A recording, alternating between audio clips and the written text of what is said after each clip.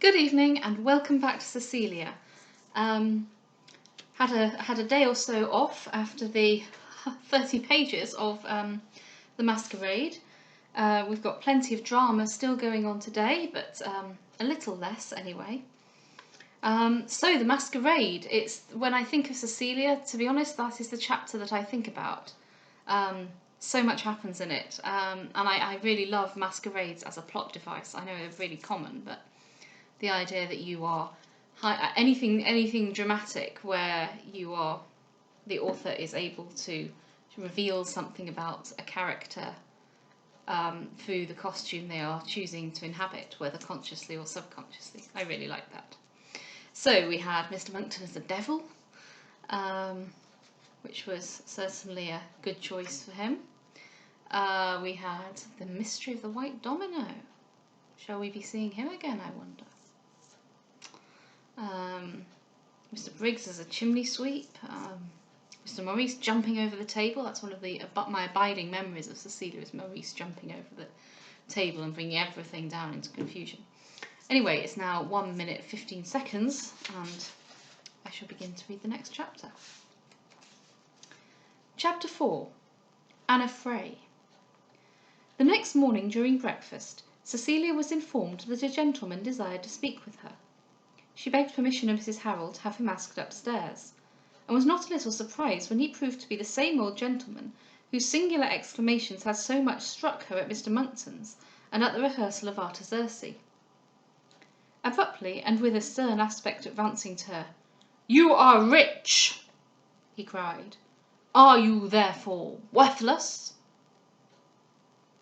"I hope not," answered she in some consternation, while Mrs. Harrel, believing his intention was to rob them, ran precipitately to the bell, which she rang without ceasing till 2 or 3 servants hastened into the room, by which time, being less alarmed, she only made signs for them to stay, and stood quietly herself to wait what would follow.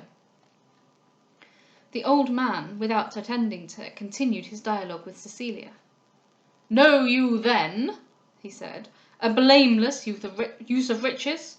Such a use as not only in the broad glare of day shall shine resplendent, but in the darkness of midnight and stillness of repose shall give you reflections unembittered and slumbers unbroken. Tell me, know you this use?"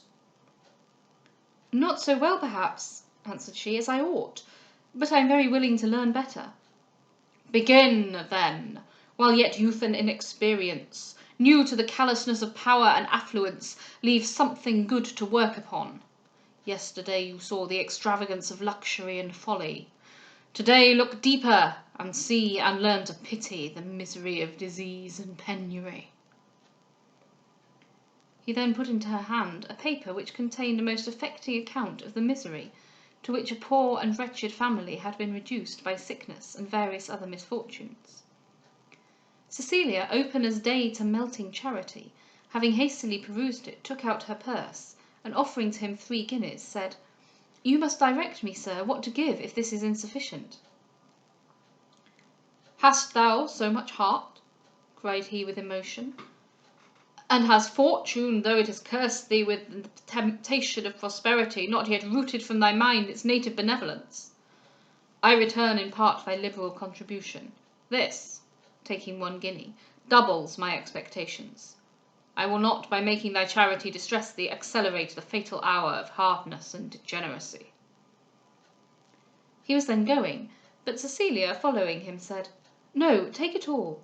Who should assist the poor if I will not? Rich without connections, powerful without wants, upon whom have they any claim, if not upon me?" "True," cried he, receiving the rest, "and wise as true. Give, therefore, whilst yet thou hast the heart to give, and make in thy days of innocence and kindness some interest with heaven and the poor." And then he disappeared. "Why, my dear," cried Mrs. Harrel, "what could induce you to give the man so much money? Don't you see he is crazy? I dare say he would have been just as well contented with 6pence." "I know not what he is," said Cecilia, "but his manners are not more singular than his sentiments are affecting. And if he is actuated by charity to raise subscriptions for the indigent, he can surely apply to no one who ought so readily to contribute as myself." Mr. Harrel then came in, and his lady most eagerly told him the transaction. "Scandalous!" he exclaimed.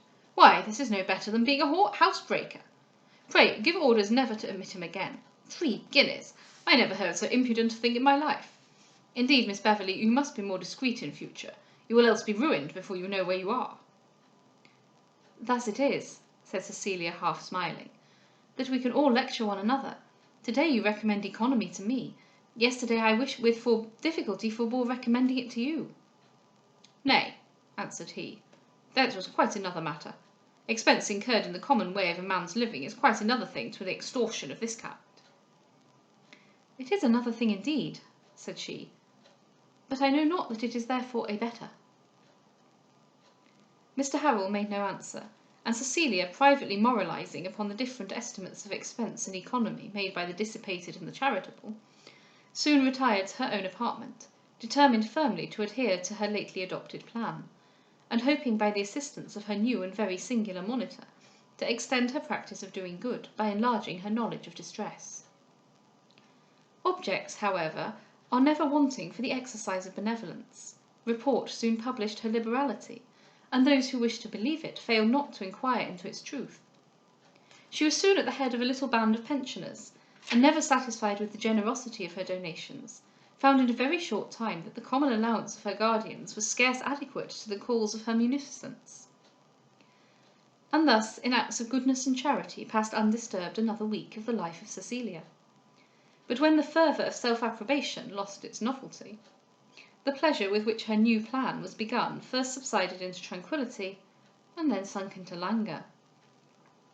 To a heart formed for friendship and affection, the charms of solitude are very short-lived, and though she had sickened of the turbulence of perpetual company, she now wearied of passing all her time by herself, and sighed for the comfort of society and the relief of communication.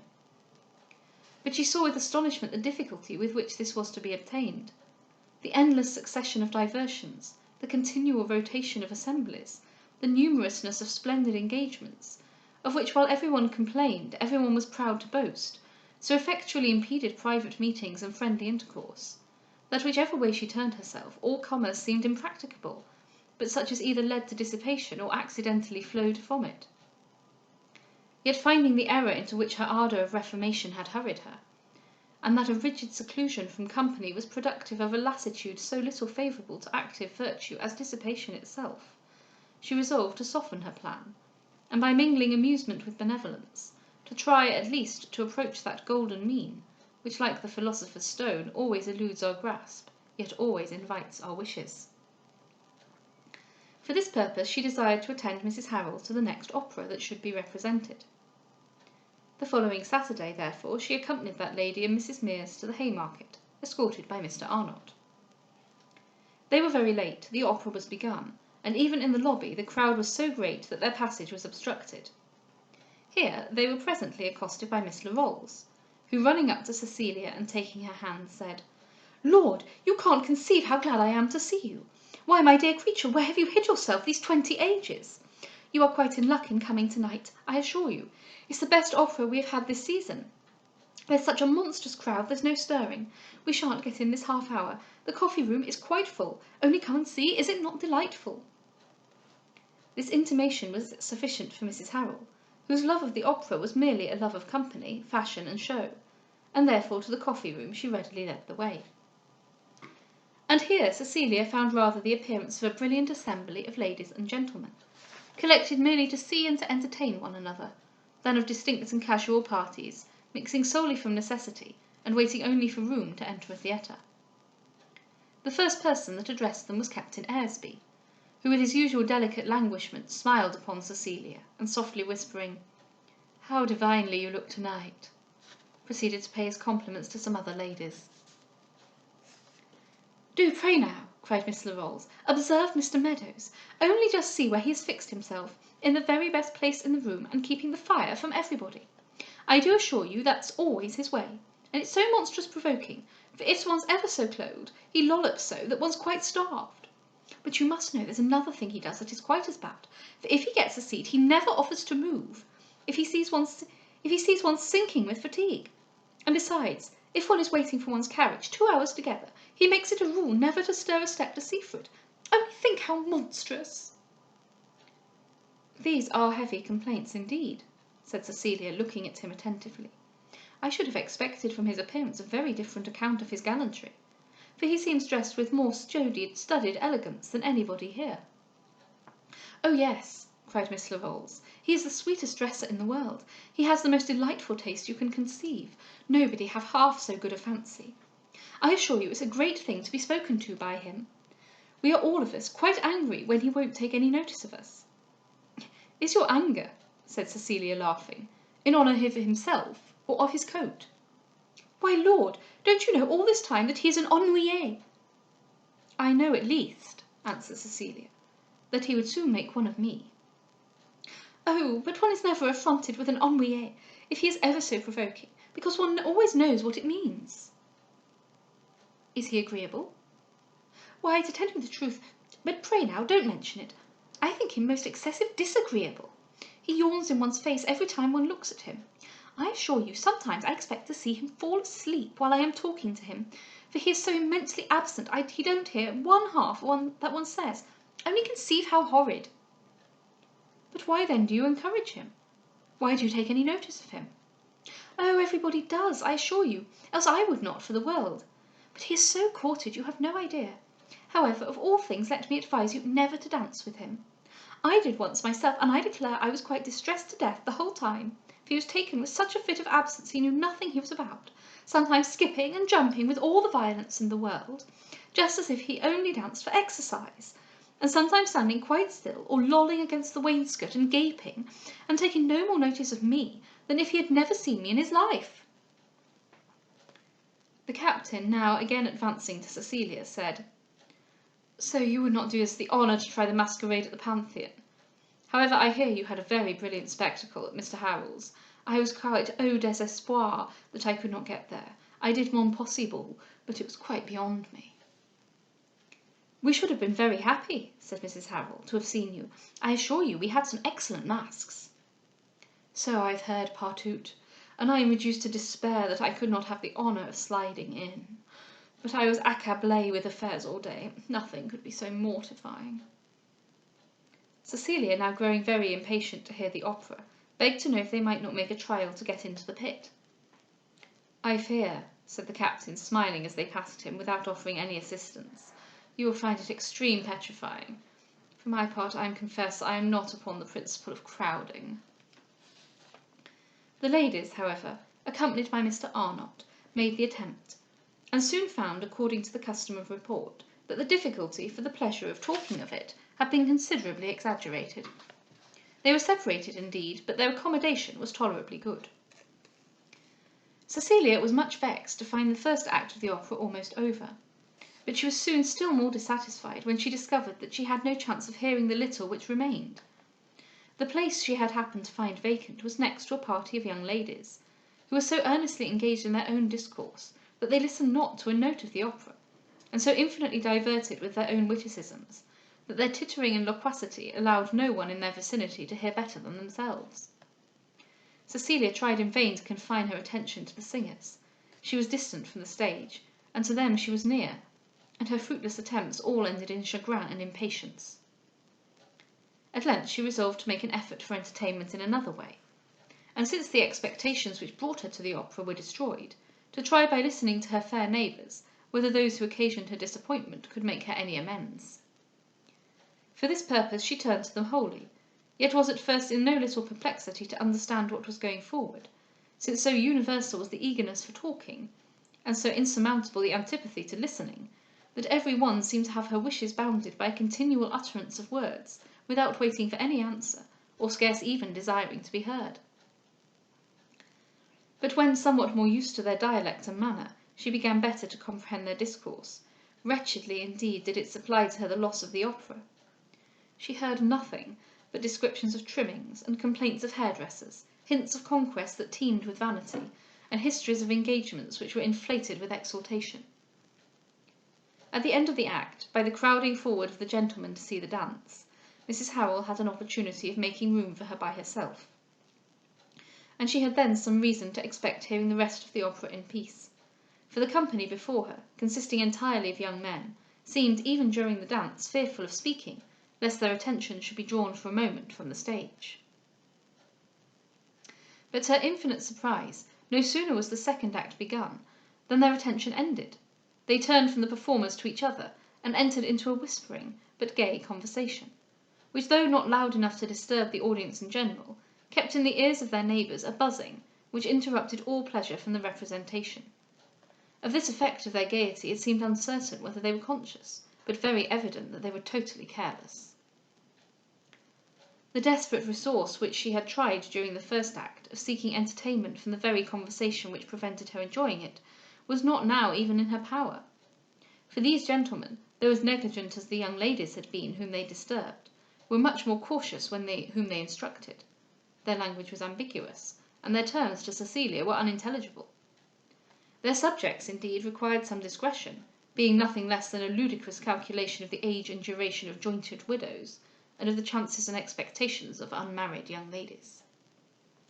But what more even than their talking provoked her, was finding that the moment the act was over, when she cared not if their vociferation had been incessant, one of them called out, "Come, be quiet, the dance is begun," and then they were again all silent attention. In the third act, however, she was more fortunate. The gentlemen again changed their places, and they were succeeded by others who came to the opera not to hear themselves but the performers, and as soon as she was permitted to listen, the voice of Pacchierotti took from her all desire to hear anything but itself. During the last dance she was discovered by Sir Robert Floyer, who, sauntering down Fopp's Alley, stationed himself by her side, and whenever the figurante relieved the principal dancers, turned his eyes from the stage to her face, as better worth his notice, and equally destined for his amusement. Mr. Monckton, too, who for some time had seen and watched her, now approached. He had observed with much satisfaction that her whole mind had been intent upon the performance, yet still the familiarity of Sir Robert Floyer's admiration disturbed and perplexed him. He determined, therefore, to make an effort to satisfy his doubts by examining into his intentions, and taking him apart before the dance was quite over.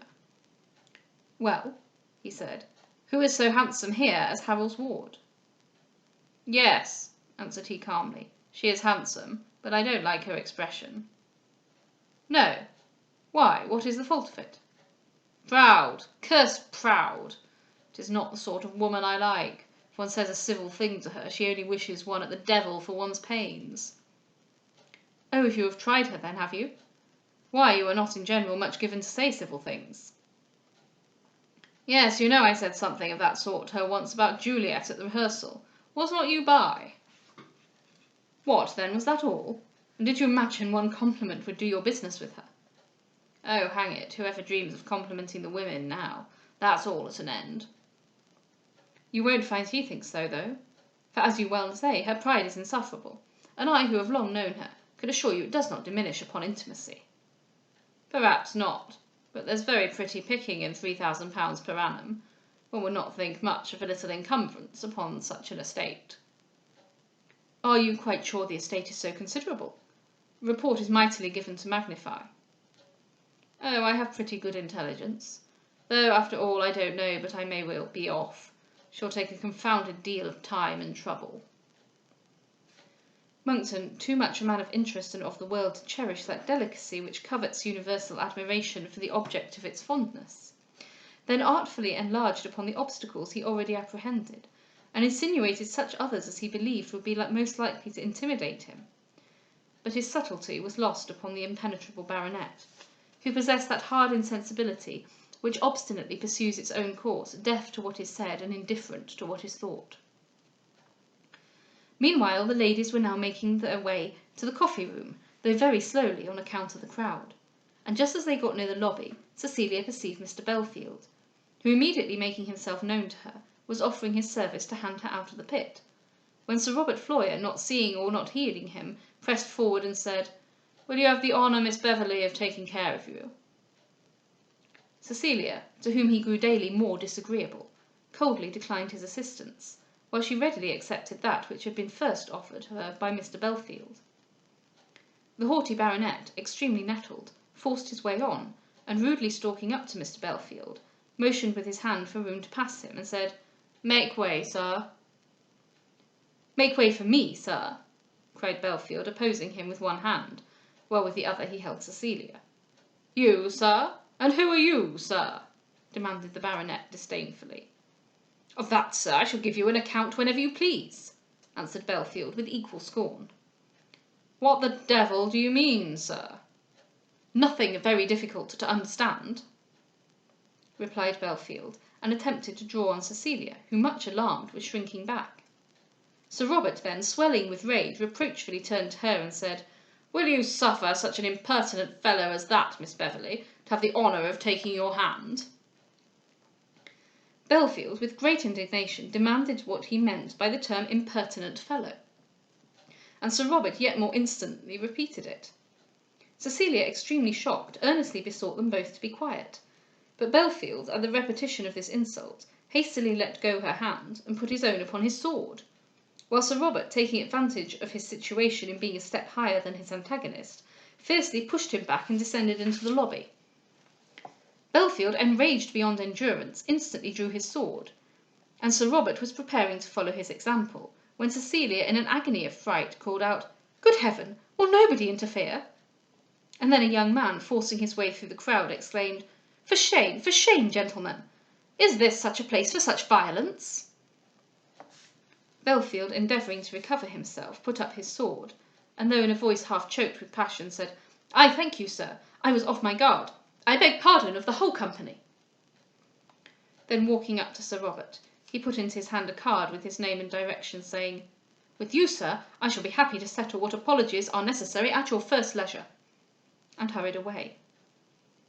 Sir Robert, exclaiming aloud that he should soon teach him to whom he had been so impertinent, was immediately going to follow him, when the affrighted Cecilia again called out aloud, "Oh, stop him!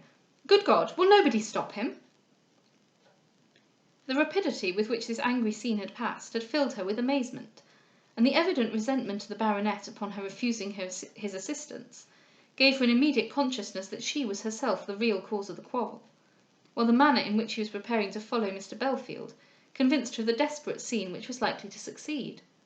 Fear, therefore, overcoming every other feeling, forced from her this exclamation before she knew what she said. The moment she had spoken, the young man who had already interposed again rushed forward, and seizing Sir Robert by the arm, warmly remonstrated against the violence of his proceedings, and being presently seconded by other gentlemen, almost compelled him to give up his design. Then, hastening to Cecilia, "Be not alarmed, madam," he cried, "all is over, and everybody is safe." Cecilia, finding herself thus addressed by a gentleman she had never before seen, felt extremely ashamed of having rendered her interest in the debate so apparent. She curtsied to him in some confusion, and taking hold of Mrs. Harrel's arm, hurried her back into the pit, in order to quit a crowd to which she now found herself the principal object. Curiosity, however, was universally excited, and her retreat served but to inflame it. Some of the ladies and most of the gentlemen, upon various pretences, returned into the pit merely to look at her, and in a few minutes the report was current that the young lady who had been the occasion of the quarrel was dying with love for Sir Robert Floyer.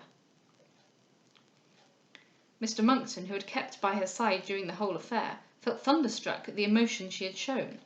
Mr. Arnott, too, who had never quitted her, wished himself exposed to the same danger as Sir Robert, so that he might be honoured with the same concern. But they were both too much the dupes of their own apprehensions and jealousy to perceive that what they instantly imputed to fondness proceeded simply from general humanity, accidentally united with the consciousness of being accessory to the quarrel. The young stranger, who had officiated as mediator between the disputants, in a few moments followed her with a glass of water which he had brought from the coffee-room, begging her to drink it and compose herself. Cecilia, though she declined his civility with more vexation than gratitude, perceived, as she raised her eyes to thank him, that her new friend was a young man, very strikingly elegant in his address and appearance. Miss Larolles next, who with her party came back into the pit, ran up to Cecilia, crying, "Oh, my dear creature, what monstrous shocking thing! You've no idea how I am frightened. Do you know I happened to be quite at the further end of the coffee-room when it began, and I could not get out to see what was the matter for 10 ages. Only conceive what a situation."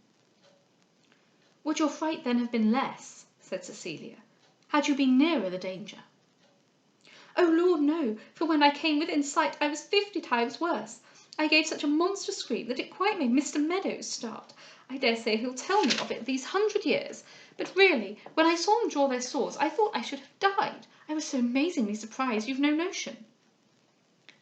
Here she was interrupted by the reappearance of the active stranger, who, again advancing to Cecilia, said, "I am in doubt whether the efforts I made to revive will please or irritate you, but though you rejected the last cordial I ventured to present you, perhaps you will look with a more favourable eye towards that of which I am now the herald." Cecilia then, casting her eyes around, saw that he was followed by Sir Robert Floyer. Full of displeasure both at this introduction and at his presence, she turned hastily to Mr. Arnott, and entreated him to inquire if the carriage was not yet ready. Sir Robert, looking at her with all the exultation of new-raised vanity, said with more softness than he had ever before addressed her, "Have you been frightened?" "Everybody, I believe, was frightened," answered Cecilia, with an air of dignity intended to check his rising expectations. "There was no sort of cause," answered he. "The fellow did not know whom he spoke to, that was all." "Lord, Sir Robert," cried Miss Larolles, "how could you be so shocking as to draw your sword? You can't conceive how horrid it looked." "Why, I did not draw my sword," cried he. "I only had my hand on the hilt." "Lord, did you indeed? Well, everybody said you did, and I'm sure I thought I saw 25 swords all at once. I thought one of you would be killed every moment. It was horrid disagreeable, I assure you." Sir Robert was now called away by some gentlemen, and Mr. Monckton, earnest to be better informed of Cecilia's real sentiments, said with affected concern, "At present this matter is merely ridiculous. I am sorry to think in how short a time it may become more important." "Surely," cried Cecilia with quickness, "some of their friends will interfere. Surely upon so trifling a subject they will not be so mad, so inexcusable as to proceed to more serious resentment." "Whichever of them," said the stranger, "is most honoured by this anxiety will be mad indeed to risk a life so valued." "Cannot you, Mr. Monckton," continued Cecilia, too much alarmed to regard this insinuation, "speak with Mr. Bellfield? You are acquainted with him, I know. Is it impossible you can follow him?" "I will with pleasure do whatever you wish, but still if Sir Robert—" "Oh, as to Sir Robert, Mr. Harrel, I am very sure, will undertake him.